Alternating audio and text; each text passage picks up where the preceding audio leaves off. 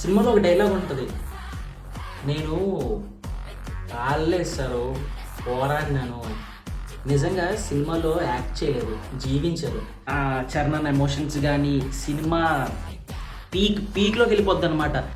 నీకు సినిమాలో చరణ్ కనబడరు, ఒక పెద్దయ్య కనబడతాడు. హాయ్ చెప్పరా. Hi hi.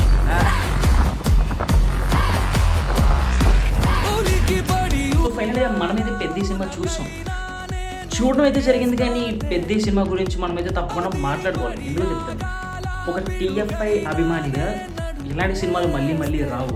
ఇలాంటి ఒక స్పోర్ట్స్ డ్రామా అండ్ మెయిన్గా చరణ్ గురించి చెప్పాలంటే ఇలాంటి ఒక క్యారెక్టర్ ఎంచుకోవడం సాహసమని చెప్పాలి. అది టైర్ 1లో ఉంది. ఫస్ట్ ఆఫ్ ఓల్డ్ ఎక్స్ప్లోర్ చేసుకుంటూ క్యారెక్టర్స్ని ఎక్స్ప్లోర్ చేస్తూ వాట్స్ ద థీమ్ అనేది ఒక చెప్తారనమాట. కొంచెం చిన్న ల్యాగ్ ఉంటుంది, కానీ మంచి డీసెంట్ ఫస్ట్ హాఫ్. ఇంకా సెకండ్ హాఫ్ వచ్చేసరికి కుస్తీ సీన్స్ కానీ ఆ చరణ్ ఎమోషన్స్ కానీ సినిమా పీక్లోకి వెళ్ళిపోద్ది అనమాట. ఇంకా ఏఆర్ రెహమాన్ గారి గురించి చెప్పుకుంటే ఫస్ట్ నుంచి పీక్ డ్యూటీలో ఉంటారనమాట. సినిమా టైటిల్ కార్డ్ పడిన దగ్గర నుంచి ఎండ్ కార్డ్ అయ్యేంత వరకు ఏఆర్ రెహమాన్ గారు మీకు వినిపిస్తూనే ఉంటారు. అలాగా మీరు అసలు మర్చిపోలేరు, అంత బాగుంది. మ్యూజిక్ వచ్చేసి సాంగ్స్ బాగున్నాయి, అండ్ చరణ్ స్క్రీన్ ప్రెజెన్స్ కానీ గ్రేస్ కానీ అదిరిపోయింది. అండ్ మెయిన్గా ఇప్పుడు అంటే మామూలుగా ఈ టైంకే చాలామంది రివ్యూలు చెప్పేసి ఉంటారు, మీరు చూసి కూడా ఉంటారు. కానీ నేను ఇప్పుడు చెప్తుంది రివ్యూ కాదు, మనం ఇలాంటి సినిమాల గురించి మాట్లాడకూడదు. ఇది నా ఒపీనియన్. ఎందుకంటే ఇలాంటి సినిమాలు ప్రతిసారి రావు. బుచ్చిబాబు గారు మంచి సినిమా తీశారు, స్టోరీ మాత్రం చాలా బాగుంది. ఇది ప్రతిసారి వచ్చే స్టోరీ కాదండి. చరణనే కాదు, ప్రతి హీరోకి ఇలాంటి ఒక స్టోరీ ఉంటే చాలా బాగుంటుంది. కానీ అందరూ ఇలాంటి స్టోరీ ఎంచుకునేంత ధైర్యం చేయలేరు అనుకుంటాను నేనైతే. సినిమాలలో ఎమోషన్స్ గురించి మాట్లాడుకోవాలి. ఎందుకంటే మీకు సినిమాలో చరణ్ కనబడరు, ఒక పెద్దయ్య కనబడతాడు.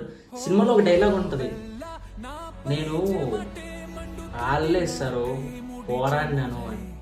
నిజంగా సినిమాలో యాక్ట్ చేయలేదు, జీవించారు.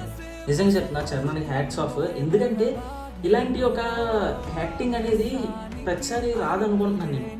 రంగస్థలంలో చూసామా, దాన్ని మించి ఉంటుంది యాక్టింగ్. ఇన్ని అవార్డులు ఇచ్చినా తక్కువే చరణ్కి.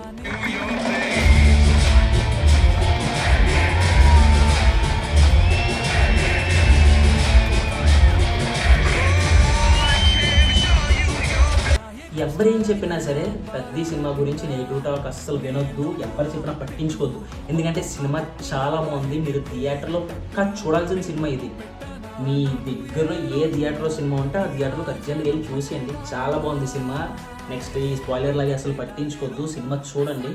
అండ్ అలాగే మన ఛానల్ కూడా సబ్స్క్రైబ్ చేసుకోండి. తెలుసుగా లేజీ లెజెండ్స్ ఇప్పటివరకు కొంచెం లేట్ అయ్యాం, మధ్యలో పెట్టలేదు. ఈసారి నుంచి ఆగేది లేదు, తగ్గేదే లేదు, ప్రతిరోజు వీడియో వస్తుంది.